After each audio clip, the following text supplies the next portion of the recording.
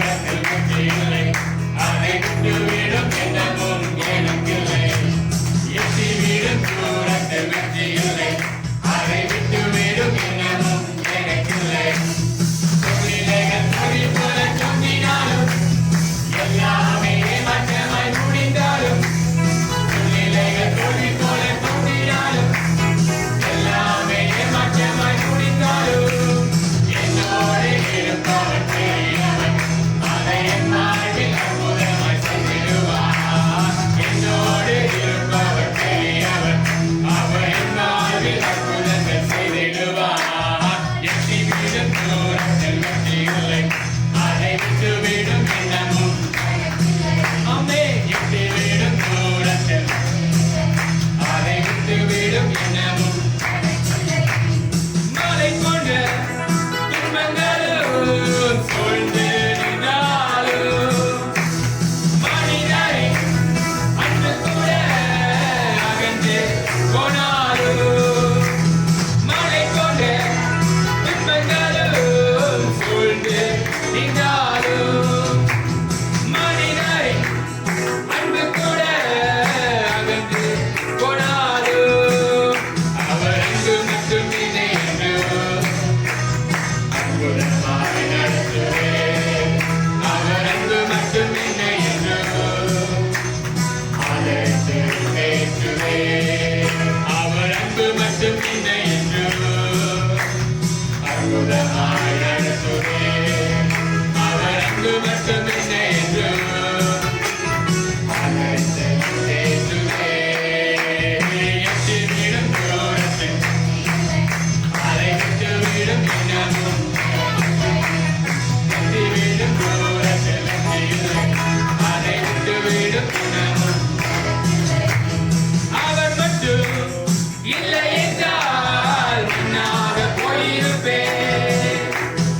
அவர் மட்டும் இல்லை என்றால் வேறற்று விழுந்திருப்பேன். அவர் மட்டும் இல்லை என்றால் மண்ணாக போயிருப்பேன். அவர் மட்டும் இல்லை என்றால் வேறற்று விழுந்திருப்பேன். அவர் கிருபை என்னை என்றும் இவர் தந்து காத்தவே. அவர் கிருபை என்னை என்றும் உயர்த்தி வைத்ததே. அவர் கிருபை என்னை என்றும் இவர் தந்து காத்ததே. அவர் கிருபை என்னை என்றும் உயர்த்தி வைத்ததே. எட்டி விடும் தூரத்தில் வெற்றி இல்லை, எட்டி விடும் தூரத்தில் வெற்றி இல்லை, அதை விட்டு விடும் எண்ணமும் எனக்கில்லை. போல ஆட்டை தேற்றி அணைத்திடும் தேவனவர், தந்தை போல தோளில் ஏற்றி சுமந்திடும் தேவனவர், தாயை போல ஆட்டை தேற்றி அணைத்திடும் தேவனவர், தந்தை போல தோளில் ஏற்றி சுமந்திடும் தேவனவர். அவர் செய்ய நினைத்ததே தடுப்பவர் யாருமில்லை, அவர் போல நன்மை செய்ய இவ்வுலகில் யாருமில்லை. அவர் செய்ய நினைத்ததை தடுப்பவர் யாருமில்லை, அவர் போல நன்மை செய்ய இவ்வுலகில் யாருமில்லை. எட்டி விடும் தூரத்தில் வெற்றி இல்லை, அதை விட்டு விடும் எண்ணமும் எனக்கில்லை. எட்டி விடும் தூரத்தில் வெற்றி இல்லை, அதை விட்டு விடும் எண்ணமும் எனக்கில்லை. தொழிலைகள் தோழி போல தோன்றினாலும் எல்லாமே ஏமாற்றமாய் முடிந்தாலும், தொழிலைகள் தோழி போல தோன்றினாலும் எல்லாமே ஏமாற்றமாய் முடிந்தாலும், என்னோடு இருப்பவர் பெரியவர், அவர் என் வாழ்வில் அற்புதங்கள் செய்திடுவார். என்னோடு இருப்பவர் பெரியவர், அவர் என் வாழ்வில் அற்புதங்கள் செய்திடுவார். அல்லேலூயா, அல்லேலூயா. நம்ம கண்களை மூடி ஆண்டவரை நோக்கி பார்ப்போம். தேவனுடைய வார்த்தையை கேட்பதற்கு முன்பதாக நம்ம முழுமையாக தாழ்த்தி ஆண்டவருடைய பாதத்திலே நாம் ஒப்பு கொடுப்போமா? அவருடைய வார்த்தைகள் நம் மத்தியிலே கிரியை செய்யும்படியாய், அவருடைய வார்த்தைகளை நம்மை தெளிவாய் கேட்கும்படியாய் ஆண்டவரே எங்கள் செவிகளை கூர்மையாக்கும். பண்படுத்தப்பட்ட நிலங்களைப் போல எங்கள் இருதயங்களை ஆயத்தப்படுத்தும்.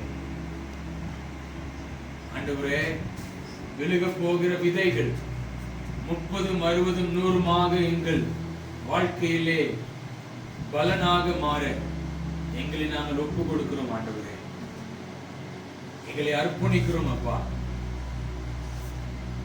எங்கள் இருதயம் பண்படுத்தப்பட்ட தரிசு நிலமான நல்ல நிலமாக இருக்கட்டும். அப்பா, நல்ல நிலத்தில் விதைகிற விதைகள் தான், விழுகிற விதைகள் தான் அது பலன் கொடுக்குமே. இந்த வார்த்தைகளை நாங்கள் பயபக்தியோடு கேட்க உதவி செய்யுங்க. உடைய பாதத்தில் எங்களை அர்ப்பணிக்கிறோம். அப்பா, அன்பு நேசரே, உம் திருமுகம் தேடி அர்ப்பணித்தேன் என்னையே. ஆராதனை, துதி, ஸ்தோத்திரங்கள் அப்பாவே உமக்கு தந்தேன். ஆராதனை, துதி, ஸ்தோத்திரங்கள் அப்பாவே உமக்கு தந்தேன். ஆராதனை, ஆராதனை, ஆராதனை, ஆராதனை, ஆராதனை, ஆராதனை, ஆராதனை, ஆராதனை, அன்பரே சுராஜனுக்கே, ஆவியானவரே அன்பரே சுராஜனுக்கே, ஆவியானவரே கரங்களை உயர்த்தி ஆராதனை, ஆராதனை, ஆமென். ஆராதனை, ஆராதனை, ஆராதனை,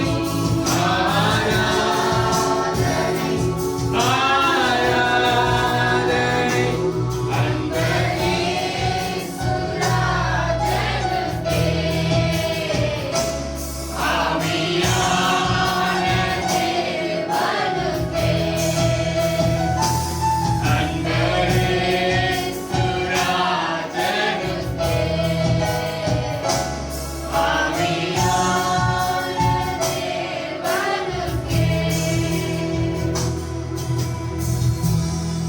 பிதாவாகிய தேவனே, உம்முடைய பாதத்தில் எங்களை அர்ப்பணிக்கிறோம். குமாரனாகிய இயேசு கிறிஸ்துவே, உம்முடைய வார்த்தைகளையே கேட்க காத்திருக்கிறோம். பரிசுத்த ஆவியானவராகிய தேற்றவாளனை எங்கள் மத்தியிலே நீர் கிரியை செய்யும்படியாய் நாங்கள் ஒப்புக் கொடுக்கிறோம். சகல துதி கனமாக உமக்கு எடுக்கிறோம். மீட்பராகிய இயேசு கிறிஸ்துவின் நாமத்தில் ஜெபிக்கிறோம் எங்கள் நல்ல பிதாவே. இயேசு கிறிஸ்துவின் இணையற்ற நாமத்தினாலே உங்கள் அனைவருக்கும் என்னுடைய வாழ்த்துதல்களை இந்த நாளிலே தெரிவித்துக் கொள்கிறேன். ஆண்டவருடைய கிருபை தாமே உங்களோடு கூட தொடர்ந்து இருக்கும்படியாக ஆண்டவரிடத்திலே நான் ஜெபிக்கிறேன். எரேமியா தீர்க்கதரிசியின் புத்தகம் 22ஆம் அதிகாரம் 29ஆம் வசனத்தை எடுத்தவர்கள் வாசியுங்கள். தேசமே, தேசமே, தேசமே, தேசமே, தேசமே, தேசமே, கர்த்தருடைய வார்த்தையை கேள். கர்த்தருடைய வார்த்தையை கேள்.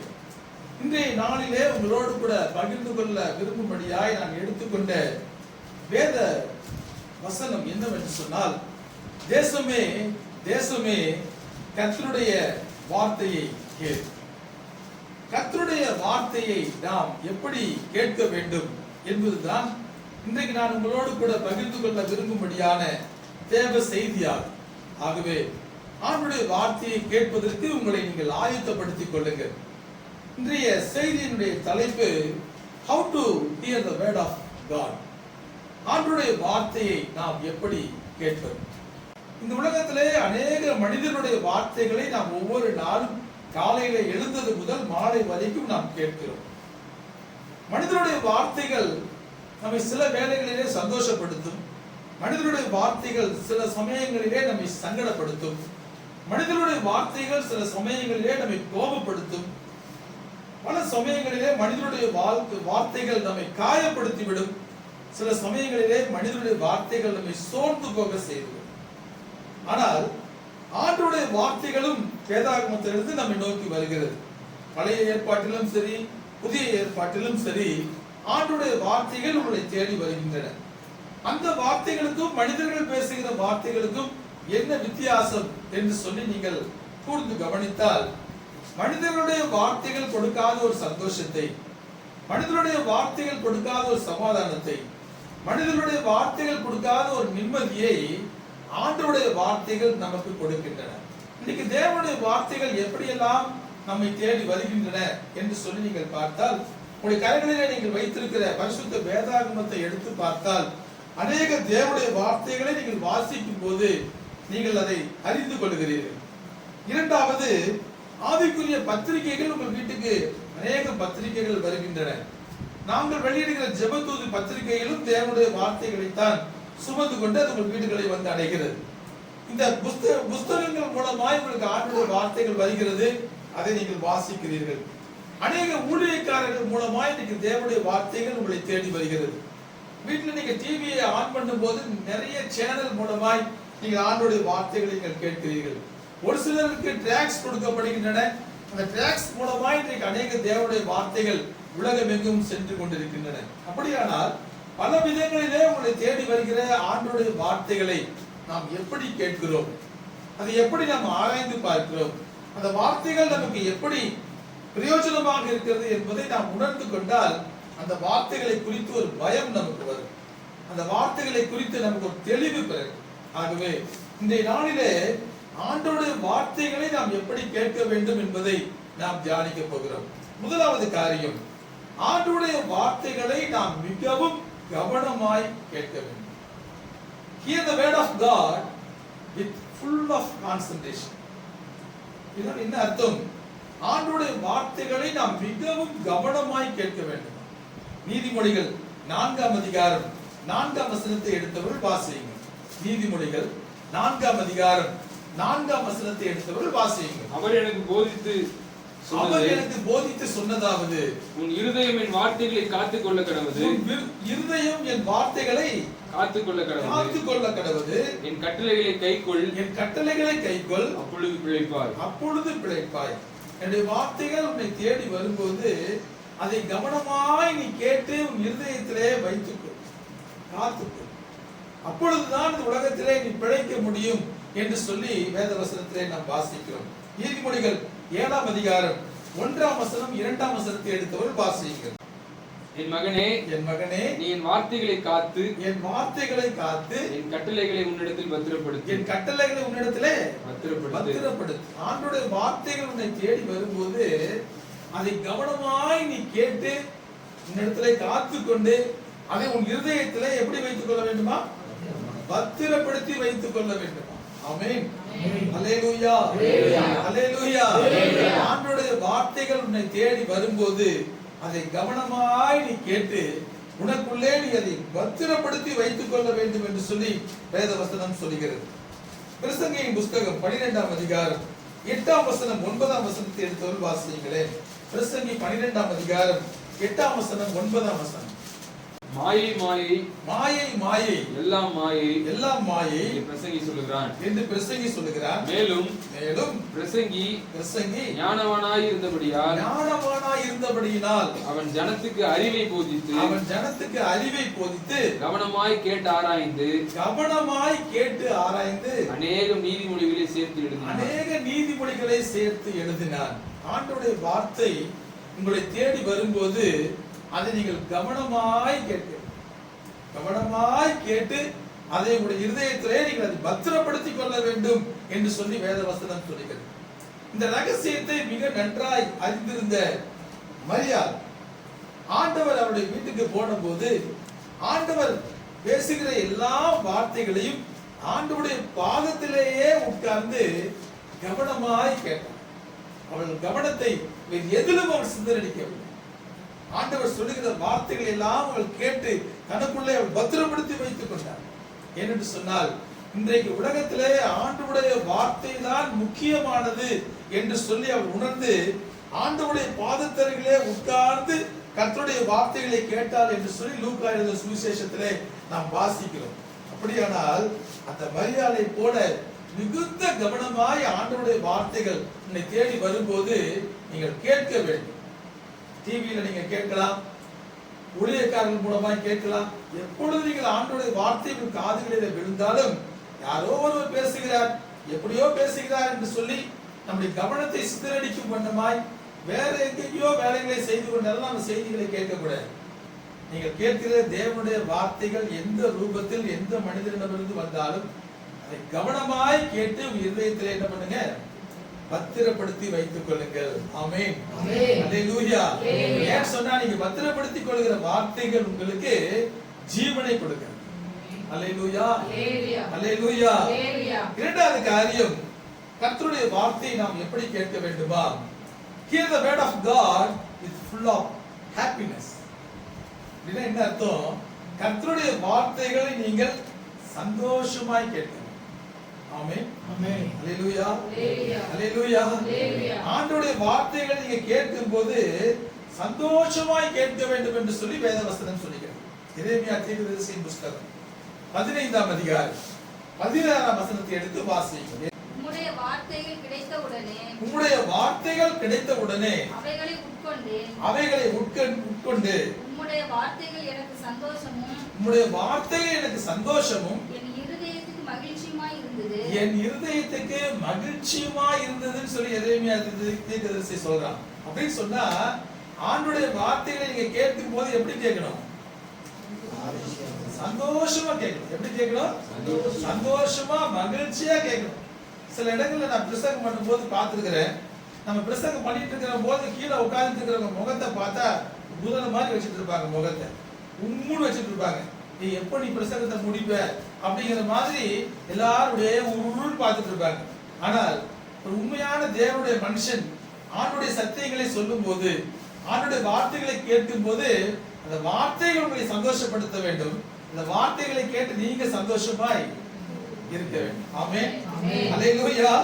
அதான் தேவனுடைய தாசன் சொல்றான். இந்த இடத்துல தீர்க்கதரிசி அதான் சொல்றான். அந்த ஆண்டவருடைய வார்த்தைகளை நான் கேட்கும் போது அது எனக்கு சந்தோஷத்தை கொடுத்தது, எனக்கு அது மகிழ்ச்சியை கொடுத்தது, என் மனதுக்கு அவ்வளோ சந்தோஷமா இருந்துச்சு அப்படின்னு சொல்லுகிற அளவுக்கு ஆண்டவருடைய வார்த்தைகளை நம்ம எப்படி கேட்கணும்?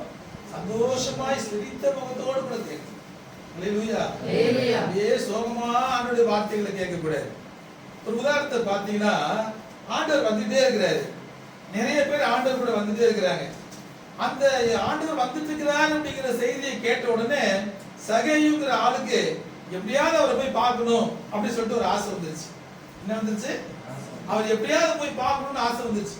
அவர் பேசுற வார்த்தைகளை கேட்கலாம் அப்படின்னு சொல்லி போட்டு போய் நினைச்சு பார்த்தா அவனால போய் பார்க்க முடியாது. ஏன்னு சொன்னா சகேயு குள்ளனா இருந்தபடினால் அந்த இந்த கூட்டத்துல ஓடி போய் ஆண்டவர் என்ன பேசுறாரு அப்படிங்கிற வார்த்தைகளை கேட்கிற அளவுக்கு அந்த சூழ்நிலைகள் இல்ல. ஆனா ஆண்டவர் பேசுறதை கேட்கணும், எப்படியாவது கேட்கணும். அந்த வார்த்தைகளுக்கு சந்தோஷம் கொடுக்கணும் அவன் நம்பினான். உடனே என்ன பண்றா, ஓடி போய் ஒரு மரத்து மேல ஏறி உட்கார்ந்துக்கிட்டான்.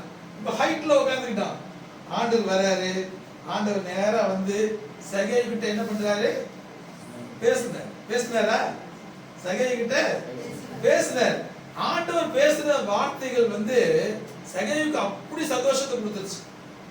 அவ்வளோ சந்தோஷத்தை கொடுத்து பாருங்க. இந்த ஊழியக்காரன்ட்ட போனேன், கொஞ்ச நேரம் பேசினேன். ஐயோ, அவர் பேசும்போது எனக்கு அவ்வளோ சந்தோஷமா இருந்துச்சு.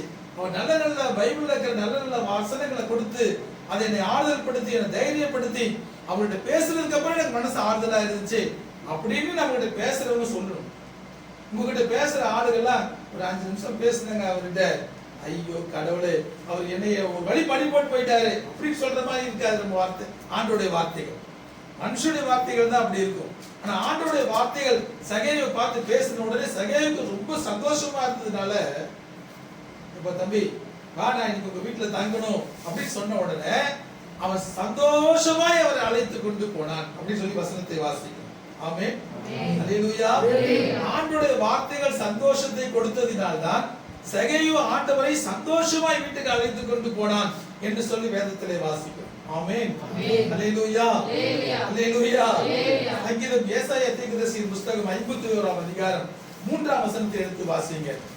ஏசாயா 51ஆம் அதிகாரம் 3ஆம் வசனம்.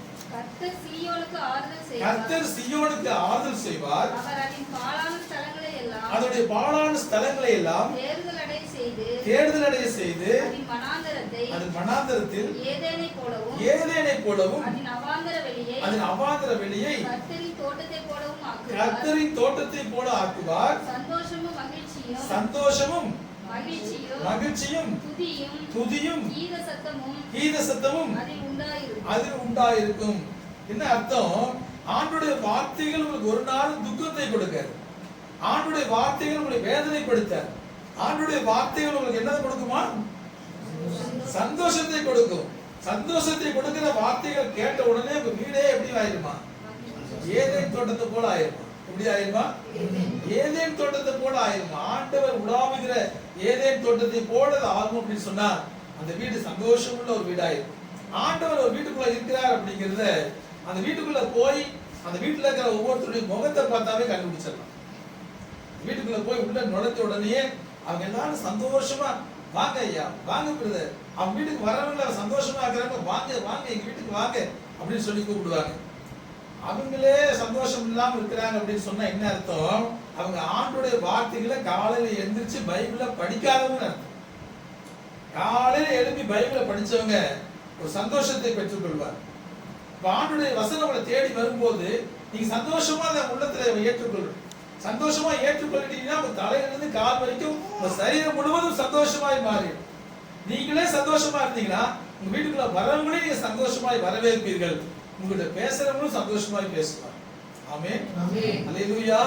அப்ப சகேயுவுக்கு இருந்த சந்தோஷம் நமக்கு வரணும்னு சொன்னா நம்ம ஆண்டவருடைய வார்த்தைகளை சந்தோஷமாய் கேட்க வேண்டும். ஆமென், அல்லேலூயா, அல்லேலூயா, அல்லேலூயா. மூன்றாவது காரியம், எபிரேயர் 4ஆம் அதிகாரம் 2ஆம் வசனத்தை எடுத்தவர்கள் வாசி. எபிரேயர் 4ஆம் அதிகாரம் 2ஆம் வசனத்தை எடுத்தவர்கள் வாசி. ஏனெனில் சுவிசேஷம் அவர்களுக்கு அறிவிக்கப்பட்டது போல நமக்கும் அறிவிக்கப்பட்டது. கேட்டவர்கள் விசுவாசம் இல்லாமல் கேட்டபடியினால் அவர்கள் கேட்ட வசனம் அவர்களுக்கு பிரயோஜனப்படவில்லை. மூன்றாவது காரியம், hear the word of God with full of faith. Hear the word of God with full of faith. மூன்றாவது, நீங்க ஆண்டவருடைய வசனத்தை எப்படி கேட்கணும்?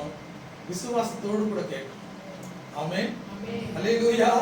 வசனம் சொல்லுகிறது, பைபிள் தெளிவாக சொல்லுகிறது, கேட்ட வசனங்களை விசுவாசம் இல்லாமல் கேட்டபடியினால், கேட்ட வசனங்களை விசுவாசம் இல்லாமல் கேட்டபடியினால் அந்த வசனம் அவர்களுக்கு பிரயோஜனப்பட. ஆமென், அல்லேலூயா. இந்த மாதம் எங்களுடைய ஜெபத்தூது பத்திரிகையிலே ஒரு மகனுடைய சாட்சியை நீங்கள் படிப்பீர்கள். அந்த சாட்சியினுடைய சாராம்சம் என்ன சொல்லுகிறதுன்னு சொன்னா, உன் சுக வாழ்வு சீக்கிரத்திலே துளிர்க்கும் அப்படிங்கிற வாக்குத்தத்தத்தை கடந்த வருடம் நாங்கள் கொடுத்த போது அந்த வாக்குத்தத்தத்தை அந்த மகள் விசுவாசித்தார். உன்னை நான் நித்திய மாட்சிமையாகவும் தலைமுறையாய் இருக்கும் சந்தோஷமாகவும் வைப்பேன் என்று சொல்லி ஆண்டவருடைய வார்த்தையை சொன்னபோது அந்த வார்த்தையை அந்த அருமையான மகள் விசுவாசித்தார். ஆமென், அல்லேலூயா. பல வருடங்கள் திருமணமாகாமல் இருந்த அந்த மகளுக்கு ஆண்டவர் ஏற்ற சமயத்திலே திருமண வாழ்க்கையை ஒழுங்குபடுத்தி கொடுத்தார். அவருடைய சுக வாழ்க்கையை ஆண்டவர் துளிர்க்க செய்தார். ஆமென், அல்லேலூயா. திருமணம் ஆனதுக்கு பிறகு அந்த அருமையான மகளுக்கு ஒரு கர்ப்பத்தை ஆண்டவர் உருவாக்கி கொடுத்தார். ஆமென், அல்லேலூயா. அந்த மகளிடம் பேசும்போது, இந்த காரியங்களை குறித்து பேசும்போது அந்த அருமையான மகள் என்னிடத்துல பகிர்ந்து கொண்ட காரியம், அங்கிள், நான் இந்த வார்த்தைகளை, இந்த வாக்குத்தத்தங்களை கடந்த வருடம் நான் கேட்டபோது இந்த வாக்குத்தத்தங்களை நான் விசுவாசித்தேன். ஆமென். அல்லேலூயா. என்னை தேடி வந்த ஆண்டவருடைய வார்த்தைகளை நான் விசுவாசித்தேன். வேறு ஒன்றும் செய்யல. உங்க சுகவாழ்வு துணிப்புன்னு சொல்லி இருக்கிறீங்க. ஆண்டவர் சொன்ன வாக்குத்தத்தத்தின் மூலமாய் எங்களோட கூட பேசி இருக்கிறீங்க. இது என் வாழ்க்கையில் நடக்கும் என்று சொல்லி விசுவாசிக்கிறேன் என்று சொல்லி விசுவாசித்தால் திருமண காரியத்தை ஆண்டவர் ஒழுங்குபடுத்தி கொடுத்தார். அதற்கு பிறகு வயிற்றில் கட்டி இருக்கிறது, உனக்கு சீக்கிரமா உனக்கு குழந்தை பிறப்பதற்கு வாய்ப்பில்லைன்னு சொல்லி மருத்துவர்கள் சொன்னார்கள். ஆனா நீங்க என்ன சொன்னீங்க? தலைமுறை தலைமுறையா இருக்கும் மகிழ்ச்சியா இவங்களை வைப்பேன்னு சொல்லி ஆண்டவர் கொடுத்த வாக்குத்தத்தத்தை சொன்ன போது நான் அந்த வாக்குத்தத்தத்தை விசுவாசித்தேன். வேற ஒன்றும் நான் செய்யல. ஆண்டவர் எனக்கு தலைமுறையை ஏற்படுத்தி கொடுத்திருக்கிறார். ஆமென். அல்லேலூயா. அல்லேலூயா. ஆண்டவருடைய வார்த்தைகள் உங்களை தேடி வரும்போது அது எந்த மனிதர்கள் மூலமாய் வந்தாலும் சரி, சாதாரணமான ஒரு ஊழியக்காரரோ பிரபலமான ஒரு ஊழியக்காரரோ யார் மூலமாய் வந்தாலும் சரி, வருகிற வார்த்தைகள் ஆண்டவருடைய வார்த்தைகள். ஆமென். கொடுத்த வாக்குத்தத்தங்கள் ஆண்டவர் கொடுத்த வாக்குத்தத்தம், மனிதர்கள் கொடுக்கிற வாக்குத்தத்தம் கிடையாது. ஒரு மனிதன் பிராமிஸ் பண்ணான்னா அந்த பிராமிஸ் அவனால கீப் அப் பண்ண முடியாது. ஆனா ஆண்டவர் பிராமிஸ் பண்ணாருன்னா அந்த பிராமிஸை ஆண்டவர் ஒரு நாளும் மறப்பது கிடையாது. ஆண்டவரை சாதாரணமாய் சில பேர் எடை போட்டு விடுகிறாங்க. அவங்க யார் தெரியுமா? அவிசுவாசி, ஆண்டவருடைய வார்த்தைகளை நம்பாதவர்கள்.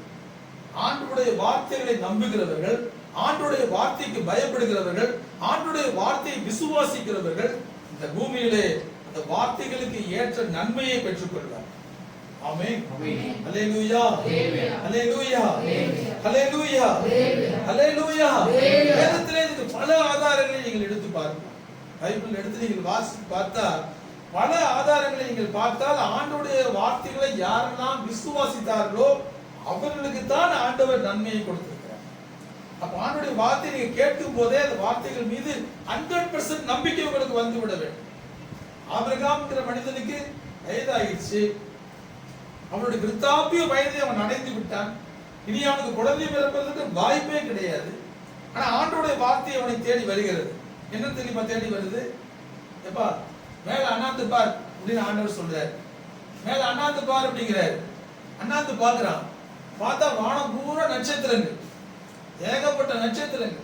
அந்த நட்சத்திரங்களை பார்த்து ஆண்டவர் சொல்றாரு, அந்த நட்சத்திரங்களை உன்னால என்ன முடியுமா? என்ன முடியாது. அந்த நட்சத்திரங்களை எப்படி எண்ண முடியாதோ அதே மாதிரி உன்னுடைய சந்ததியை நான் பெருக பண்ணுவேன், உனக்கு நான் குழந்தையை கொடுப்பேன். ஆபிரகாமின் சந்ததி எண்ண முடியாத அளவுக்கு பெரிய சந்ததியா இருக்குன்னு சொன்ன போது யாராவது அந்த வார்த்தைகளை நம்புவாங்களா? நீங்க நிறைய பேர் ரோட்ல போகும்போது பார்த்தா, எப்பா இந்த 4 பேர்ல ஒரு அட்டை எடு அப்படின்னு சொன்னோட கிளி ஓடி முடியாது. கிளி ஒரு அட்டை எடுத்து கொடுக்குது. அந்த கிளி எடுத்தவன் வாசிக்கிறான். என்ன தெரியுமா வாசிக்கிறான்? நீ இந்த மாசத்துல லட்சாதிபதி ஆகிருவ, அடுத்த மாசம் உனக்கு 10 குழந்தை பிறந்துடும், அடுத்த மாசம் நீ பங்களா வாங்கிடுவ. அப்புறம் பார்த்தா மறுபடியும் ஒரு ரோட்ல நின்றுட்டு பிச்சை எடுத்துட்டு தான் இருக்கான். கிளி சொல்ற ஜோசியம்.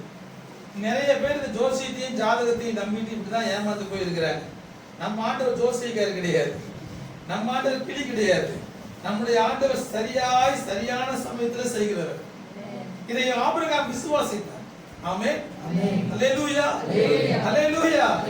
மேல பார்த்தா, ஓ இவ்வளவு நட்சத்திரங்கள் அளவுக்கு எனக்கு குழந்தை பிறக்குமா, என் சந்ததி இவ்வளவு பெருகுமா அப்படின்னு சொன்னா யாராலையுமே அதை நம்பி இருக்க முடியாது. ஆனா நானும் நீங்களும் ஆபிரகாமின் சந்ததி.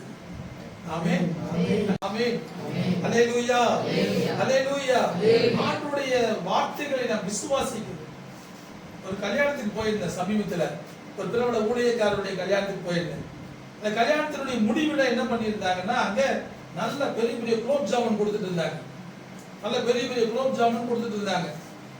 நான் என்ன பண்ணேன், குலோப் ஜாமுன் நிறைய சாப்பிட்டா உடம்புக்கு நல்லது கிடையாது அப்படி சொல்லிட்டு ஒரே ஒரு குலோப் ஜாமுன் எடுத்து கொஞ்சம் கொஞ்சமா விட்டு சாப்பிட்டு இருந்தேன். அப்போ ஊழியக்காரர் கல்யாணம் இல்லையா, ஒரு ஊழியக்காரர் என்கிட்ட வந்தார். என்னை பார்த்துட்டு, என்ன பிரதர் என்ன சாப்பிடுறீங்க? குலோப் ஜாமுன் சாப்பிட்டு இருக்கிறேன் பிரதர்.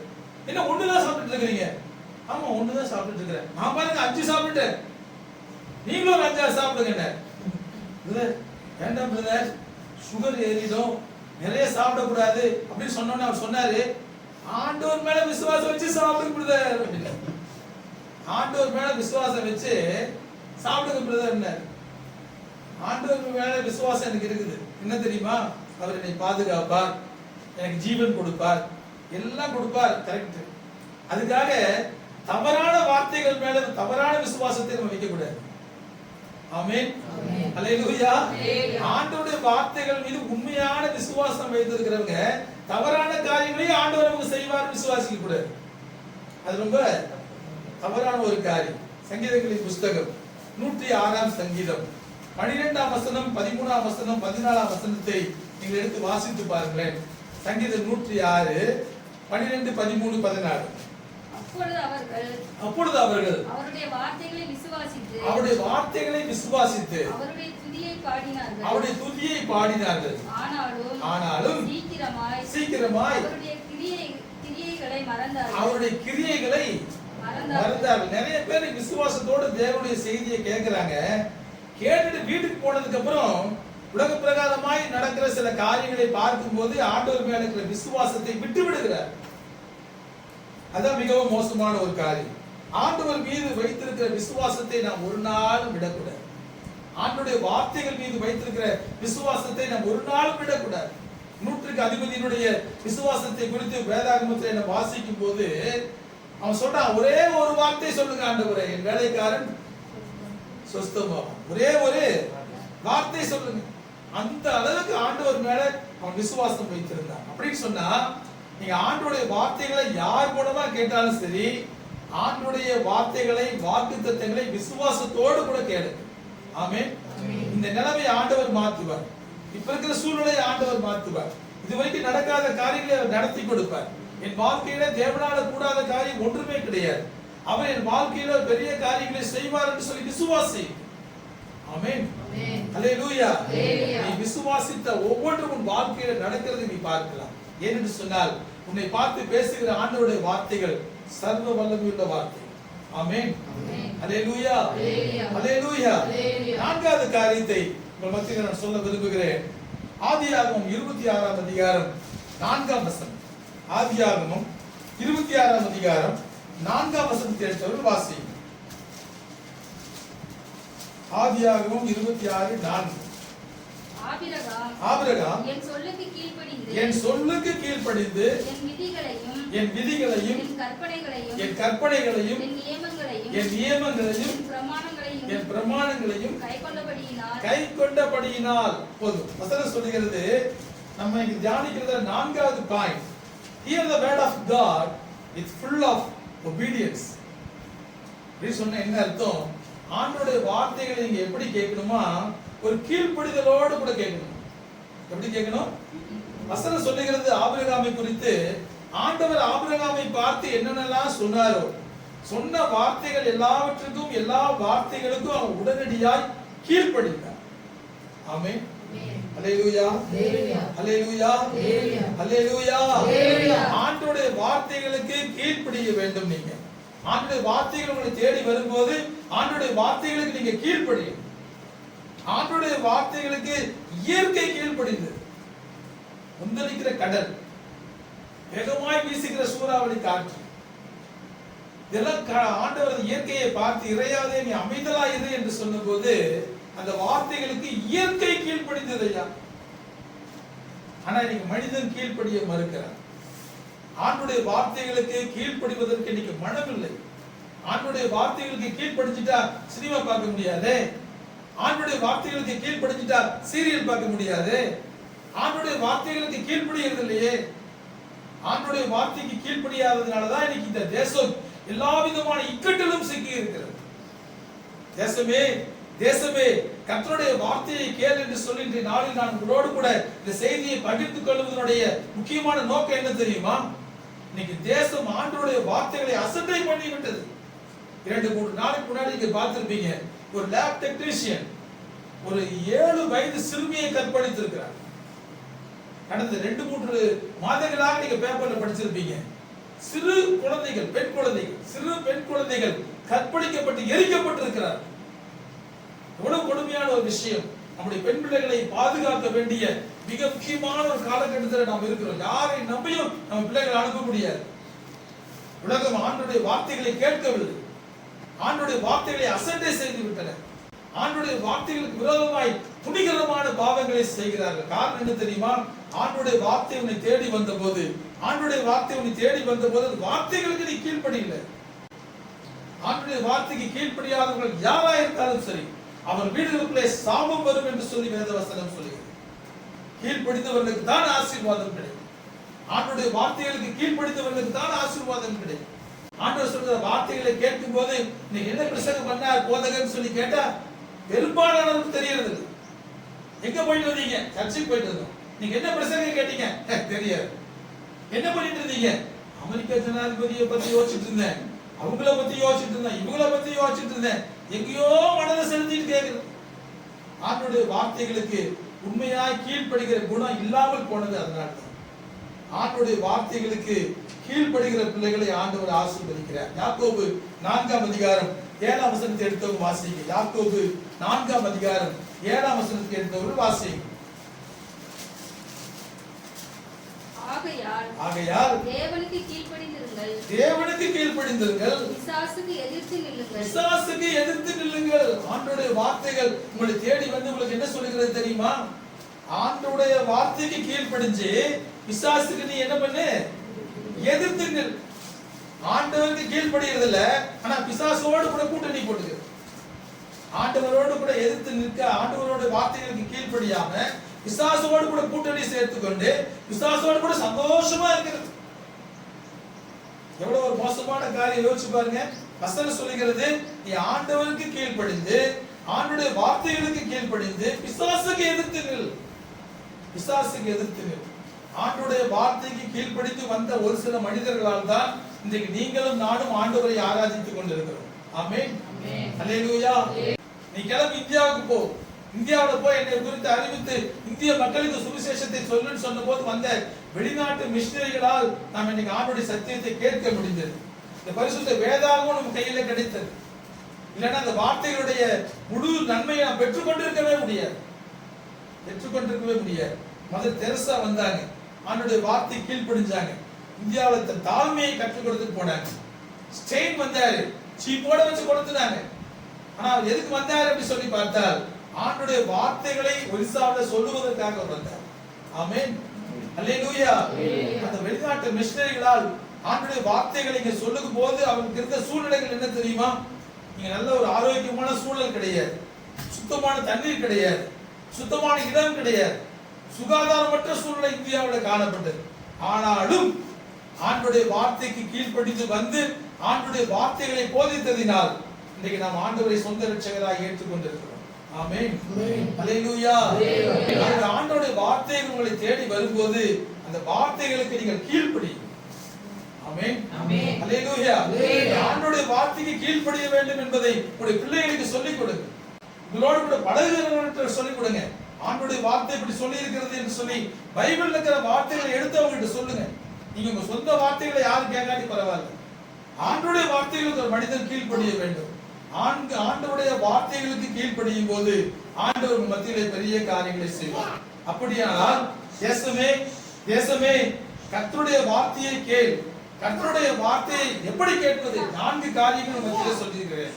முதல் காரியம், கர்த்தருடைய வார்த்தையை hear the word of God with full of concentration, கவனத்துடன் கேளுங்கள்.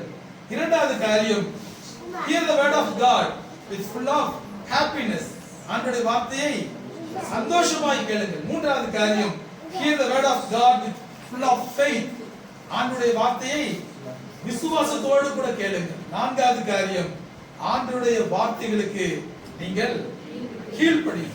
ஆமென். அல்லேலூயா.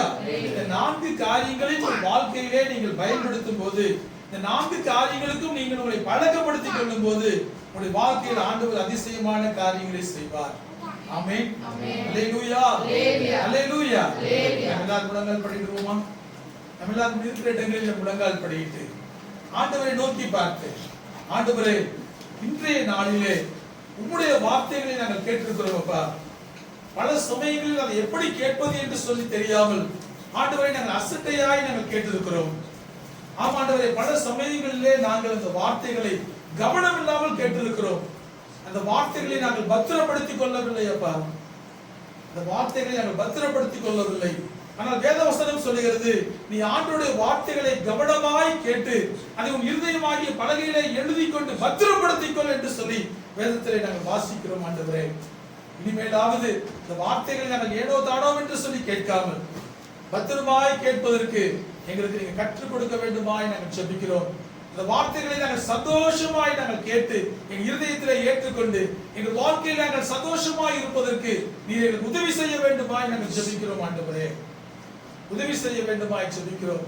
பல சமயங்களில் பல ஊழியக்காரர்கள் மூலமாய் நீ மனம் திரும்ப வேண்டும் என்று சொல்லி சொன்னபோது, நீ ரட்சிக்கப்பட வேண்டும் என்று சொல்லி சொன்னபோது, நீ ஓய்வு நாளை பரிசுத்தமாய் ஆசரிக்க வேண்டும் என்று சொல்லி சொன்னபோது, நீ செல்போனில் செலவு செய்கிற நேரத்தை விட நீ பரிசுத்த வேதாகமத்தை படிப்பதிலும் ஜெபிப்பதிலும் உன் நேரத்தை செலவு செய்ய வேண்டும் என்று சொல்லி உன்னுடைய வார்த்தை வந்த பொழுதெல்லாம் நான் கீழ்ப்படியாமல் போய்விட்டேன். ஆண்டவரே, எங்களுடைய பிள்ளைகள் கீழ்ப்படியாமல் போய்விட்டார்கள். அப்பா, இனிமேலாவது எங்களுடைய வாழ்க்கையில் எந்த ஊழியக்காரர் மூலமாய், ஆண்டவரே, டெலிவிஷன் மூலமாய், டிராக்ஸ் மூலமாய், ஆண்டவரே, பரிசுத்த வேதாகமம் மூலமாய் உடைய வார்த்தைகள் என்னை தேடி வரும்போது அவைகளுக்கு உண்மையாய் கீழ்ப்படிவதற்கு, அதை கவனமாய் கேட்பதற்கு, அதை விசுவாசத்தோடு கூட கேட்பதற்கு ஆண்டவரே எனக்கு பலன் கொடுங்க ஆண்டவரே என்று சொல்லி உம்மை நோக்கி பார்த்து நாங்கள் ஜெபிக்கிறோம்.